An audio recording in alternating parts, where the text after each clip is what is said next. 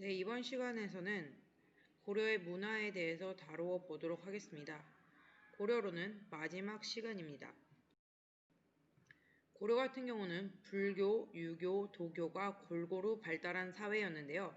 그 중에서도 불교가 가장 많이 발달했다라고 추측할 수 있습니다.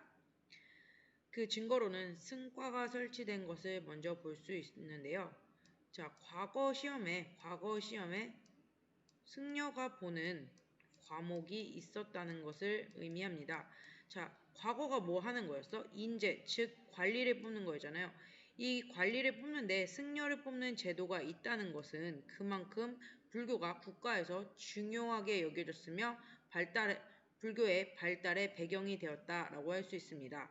그다음 고려가 불교가 발달하였다고 볼 수 있는 두 번째 사실은 국사와 왕사 제도입니다. 국사 제도는 국가의 스승이란 뜻이고요. 왕사 제도는 왕의 스승이라는 뜻인데 이 국가와 왕사 제도가 고려에 마련됨으로써 또 한 번 불교가 발달할 수 있는 모습을 보여주고 있다. 세 번째로는 연등회인데요. 이 연등회, 팔관회와 연등회 할 때 우리가 들었었죠. 이 연등회는 부처님 오신 날, 우리 다 알죠. 자, 절 근처에 가면 연꽃 모양의 등이 달려져 있어요. 이렇게 연등을 걸어놓고 하는 축제를 연등회라고 하는데요. 고려에서는 이 연등회를 매년 개최함으로써 백성들의 마음을 하나로 모으려고 했었고, 이 역시 불교가 발달한 하나의 모습을 보여준다. 자, 다음으로는 대장경을 간행한 모습인데요. 자, 여러분들 다 한 번쯤은 들어봤어. 뭐가 들어봤어? 팔만대장경 들어봤죠? 팔만대장경. 이 고려에서 팔만대장경이 만들어지는 모습 등을 봤을 때 고려는 불교가 가장 많이 발달한 사회로 볼 수 있다. 심지어 왕의 아들이었던 의천이라는 승려는 왕자 출신이에요.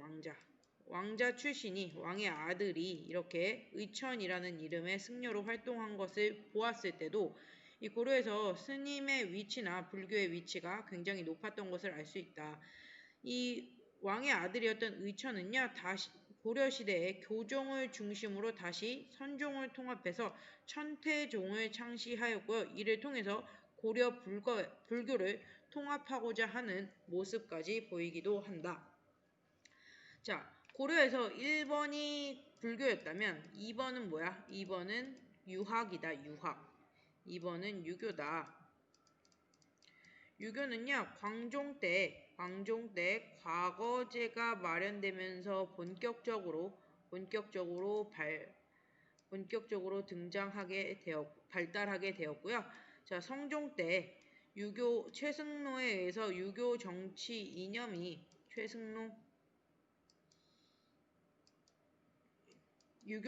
이념이 국가의 정책에 반영되는 모습을 보았을 때도 유학이 발달한 모습들을 살펴볼 수가 있었다.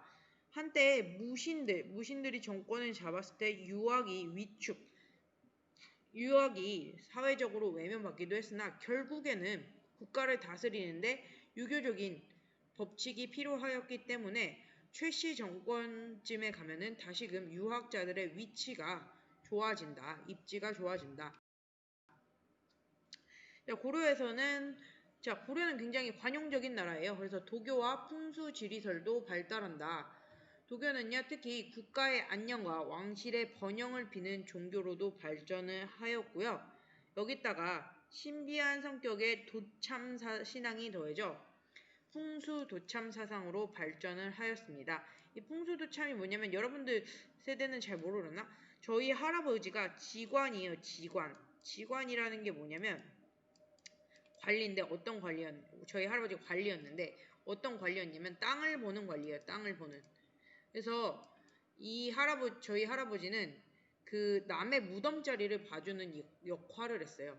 왕실이나 그다음에 고위 관료의 무덤이 어디에 쓰면 좋은가, 어디에 쓰면 자손이 잘 되는가에 관련된 일을 하셨었는데요. 요즘도 그래서 조상을 어디에 묻냐에 따라서 굉장히 중요하다라고 하죠. 이 고려시대 때도 이 풍수지리설이 굉장히 중요하게 여겨졌습니다. 그래서 처음에는 경주에 기운이 세했다라고 해서 새롭게 어디가 떠올랐어? 개경, 즉 개성, 즉 고려의 개성이 개경, 수도로 되는데 사상적 역할을 한 것도 풍수도참이었는데요. 또 이런 개경에서 어디다? 서경으로 우리가 수도를 바꿔야 된다라고 하는 풍수도참설이 또 등장하면서 한편으로는 묘청의 서경천도 운동에 영향을 주는 사상이기도 하였다. 고려의 예술은요, 굉장히 귀족적이고 불교적이며 한편으로는 되게 투박하기도 하고요. 또 한편으로는 되게 개성적이기도 해요. 그래서 고려 같은 경우는 신라 시대 때는 뭔가 단정한 모습이었다면 고려 시대 때는 개성 넘치고 독특하고 예술적이고 이런 다양한 모습을 포함하고 있습니다. 그래서 신라 시대의 탑은요 대부분 3층입니다. 3층. 석가탑, 다보탑 모두 3층이에요. 근데 고려 시대 때 오면은 다각, 다층탑이 유행한다. 그래서 높은 탑, 7층 개성 현화사의 7층 서탑, 오대산 월정사의 8각 9층 서탑. 그래서 신라 시대에는 3층 석탑이 대부분 만들어졌다면 고려 시대 때는 이렇게 다각 다층탑이 유행하고요. 굉장히 재밌는 모습으로 만들어지는 것을 볼 수가 있다. 불상에서도 굉장히 독특한 모습들을 많이 보여주는데요. 여러분들 석굴암 사진을 한 번쯤 봐주셨을 거예요.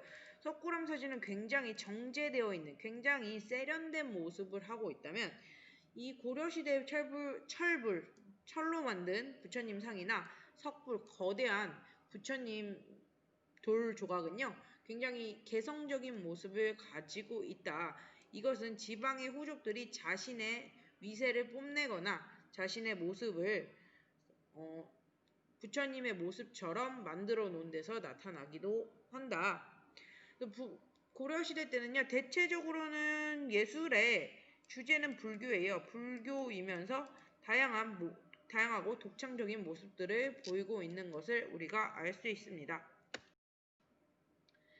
자, 고려의 문화 발달. 자, 고려에 또 우리가 기억해야 될 만한 것들이 몇 가지 있죠. 그 첫 번째가 뭐다? 고려 청자다. 고려에는요, 이렇게 자기 공예가 발달했고요. 이러한 고려의 귀족적인 모습을 잘 보여주는 고려 청자가 남아있기도 하다. 특히 우리나라에서는 상감법이 개발돼서요. 상감청자가 국내외로 가장 유명했으며 이것이 외국까지 수출되기도 하였다. 하지만 몽골과의 전쟁 후에 아무래도 이러한 예술적인 모습은 조금 떨어지는 형태가 보인다. 자, 여기 보시면은 고려의 석탑들 석굴암이랑 비교해서 어때? 굉장히 독특하게 생겼죠? 굉장히 거대하고요. 뭔가 균형이 안 맞기도 하는 이런 모습을 보이는데 이러한 특징들이 고려시대 호족 문화의 흔적을 담고 있기도 하다. 자, 고려 후기에 와서까지도 고려의 불교는 끊임없이 개혁하고 통합하려는 모습도 보이기도 한다. 자, 시간이 지나면은 항상 어떤 집단이든 조금 부패하기 마련이에요. 이 집단이 부패하면요, 두 가지 방안이 있습니다. 하나, 나를 개혁하고 도려내서 다시 새롭게 일어서던가, 두 번째는 이 집단이 사회에서 계속해서 외면받다가 없어지기도 합니다. 그래서 불교라는 집단도 처음에는 굉장히 신선한 사상으로 혁신적이고 개혁적인 사상으로 국가에 등장했지만 시간이 지나면서 서로가 파벌이 생기고 뭔가 세속적인 부분이 들어가면서 망가지기 시작하는데 다시 한번 이 불교계를 살리기 위한 슈퍼스타가 나타난다. 그게 바로 누구다? 진울이다.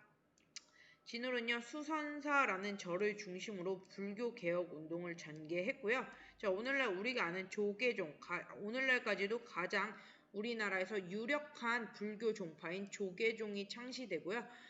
또한 의천에 이어서 선종과 교종을 통합하여서 불교를 하나로 이끌어 가고자 하였다.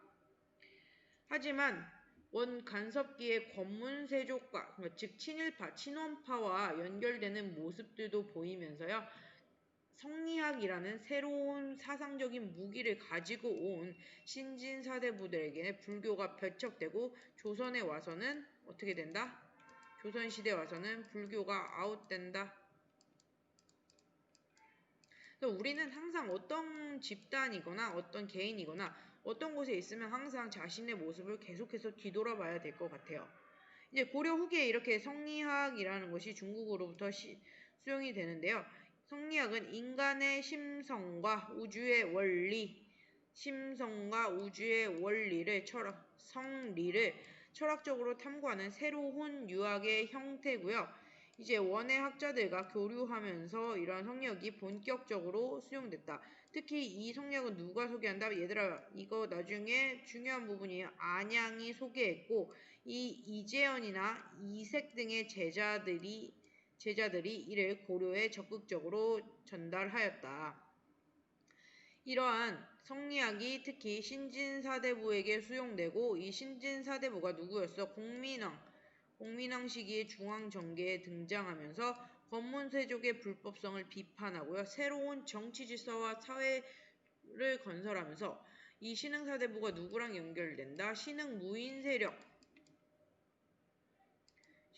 누구야? 대표적으로 이성계와 연결되면서 새로운 나라 조선을 건국하게 된다. 고려 같은 경우는요, 굉장히 다양한 모습들과 업적들이 많이 보여요. 이 시기에 또 우리가 주목할 만한 게 인쇄술인데요. 자, 우리는 팔만대장경이라고 많이 들어봤죠? 팔만대장경이 이 시기에 만들어집니다. 처음 초조대장경, 이게 초는요, 처음이란 뜻이에요. 초조대장경은 거란이 처음 입혀왔을 때 거란을 부처님의 힘으로 우리가 물리쳐야 된다라고 해서 처음 만들어졌고요. 근데 이것이 몽골이 쳐들어오면서 불에 타요. 그러니까 다시 한번 대장경을 만들어서 우리 몽골을 부처님의 힘으로 이겨야 된다라고 해서 몽골이 침입한 시기에 팔만대장경이 만들어집니다. 이 팔만대장경은 뒤에서 한번 다시 보도록 하겠습니다. 또한 이 시기에요. 이러한 불교 서적들이 많이 만들어지면서 금속활자가 발명되기도 하는데요. 이 상정고금 예문에는요. 상정고금 예문이 금속활자로 인쇄되었다는 기록이 남아있기도 한다. 하지만 기록만이라서 우리가 실제로 확인할 수는 없고요. 금속활자로 만들어졌으며 현재까지 존재하는 책으로는 직지심체 요절이 있다. 고려 말기에는요, 누가 굉장히 많이 침략해와요. 어디서부터 침략해와? 이놈의 외나라에서, 일본에서 많이 쳐들어옵니다. 일본 애들이랑 어떻게 싸워야 되냐? 얘는 밥만 먹고 싸움하는 애들인데 어떻게 싸워야 돼? 그래서 고려에서는 이렇게 생각합니다. 자, 일본 배가 오기 전에 여기서 대포를 빵빵 쏴면은 얘네가 오기도 전에 이 배를 물리쳐서 왜구를 물리쳐야 된다 라고 해서 최무선이 중심이 돼서요 화약 제조법을 터득했고요.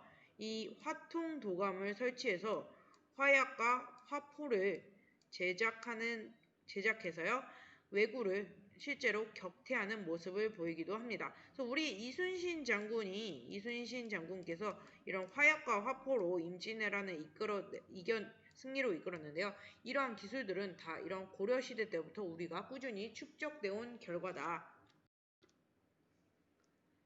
네, 고려에는 여러분들 아까 보시다시피 굉장히 많은 많은 유적 유물들을 남기고 있는데요. 자, 특히 건축에서는 안동 봉전사의 극락사, 영주 부석사의 무량수전, 예산 수덕사의 대웅전 등이 목조 건축물로 남아 있어서 굉장히 문화적으로 가치가 있다. 여기 한번 가시면 되게 괜찮아요. 영주도 그렇고 안동도 그렇고 굉장히 매력적인 도시 중에 하나입니다. 할 말은 많지만 시간 관계상 제가 줄이도록 하겠습니다. 고려 말에 만들어진 석탑은요, 또 재밌는 모습을 보이기도 합니다. 그래서 라마교의 영향을 받은 형태가 보이기도 하고요. 이렇게 10층 높이로 석탑이 만들어지기도 한다. 이 고려 시기에는 불교의 그림이 굉장히 유행해서요. 그 중에 수월관음도라는 걸작이 나오게 되는데, 이거 제가 알기로는 일본에 보관되어 있는데, 이걸 보면 참 고려의 미술 수준이 어디까지 올라갔는지를 알 수가 있다. 투명으로 비치는 모습의 형태까지, 그러니까 비단 안에 비치는 모습의 형태까지 그림으로 그려낸 모습을 볼 수가 있다. 여러분 시간 있으시면은 인터넷에 한번 검색하셔서 한번 찾아보시면 좋을 것 같아요. 자, 이게 아까 말했던 팔만대장경이고요. 팔만대장경은 세계 기록 문화유산으로 등재되어 있습니다. 이 팔만대장경은 8만자나 됨에도 불구하고 글씨체가 균일하며 일정하며 여지까지 하나도 뒤틀림 없이 보관되었다는 점, 오타가 없다는 점에서 굉장히 뛰어난 인쇄물이라고 할 수 있다. 자, 여기는 내용 정리 쑥쑥이고요. 여러분들 교과서 136쪽 푸시고 다시 줌으로 돌아오셨으면 좋겠습니다. 감사합니다.